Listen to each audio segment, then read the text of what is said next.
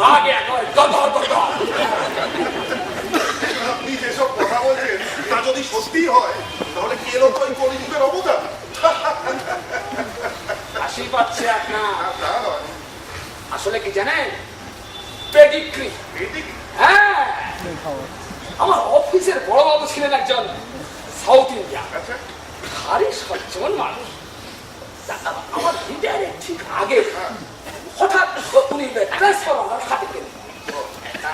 আমাকে একদিন ওনার ফ্ল্যাটে ডেকে দুটো ছোট্ট ছোট্ট কুকুর ছানা দিয়ে বললেন, এগুলোর কোনো গতি করতে পারে? আসলে কেলো আর ফুলোর মা ওদের জন্মের সময় মরে গিয়েছিল। কি আর করবো, নিয়ে এলাম বাড়িতে। ইন্টারেস্টিং। তারপর সাহেব ছিলেন অত্যন্ত সৎ এবং নরম মনের মানুষ। আচ্ছা উনি বলতেন হ্যাঁ। কেলো আর ভুলোর মার নাকি অদ্ভুত সব গুণ ছিল।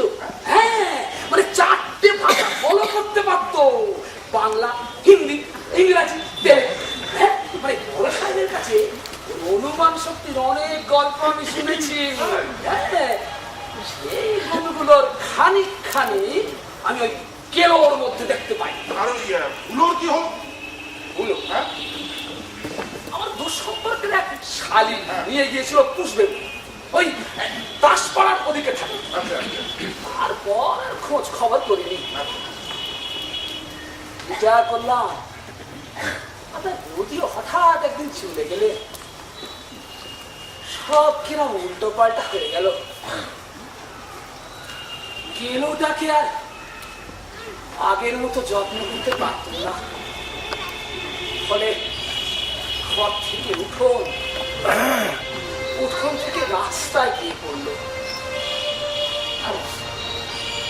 এখন তো এই সব কাণ্ড করে বেড়াচ্ছে। যাক, আমি আর কি করবো, কি বা করতে পারি না, কিছুই করার নেই।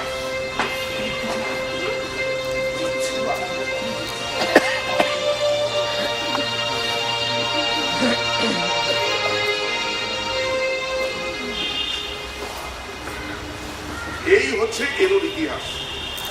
আর এই ইতিহাস শোনার পর থেকে আমার কিউরিওসিটি আরো বেড়ে গেল। আড়াল থেকে লক্ষ্য করতে লাগলাম কেলোর সমস্ত গতিবিধি। আর তারপর শুধুই অবাক হওয়ার পালা। কেলোকে নিয়ে গল্প লেখার ইচ্ছেটা মাথায় ঘুরপাক খেতে শুরু করলো সেই থেকে। ইতিমধ্যে যদিও পাড়ার পরিস্থিতি অনেকটা পাল্টে গেছে। দামোদর বাবু ছিলেন পৌরসভার একজন হেরো কাউন্সিলর। তিনি বিধানসভার নমিনেশন পেলেন। দিন রাত জগা রিক্সায় ঘুরছে। পটটা ঘুগনি বিক্রি ছেড়ে হাতে ঝান্ডা ধরল। ব্যাটারি চুরিতে ইস্তফা দিয়ে দামোদরের চেলা হয়ে গেল। বিড়ি ছেড়ে সিগারেট, লুঙ্গি ছেড়ে জিন্স, দামি মোবাইল, বাইক, পকেট ভর্তি নোট ইত্যাদি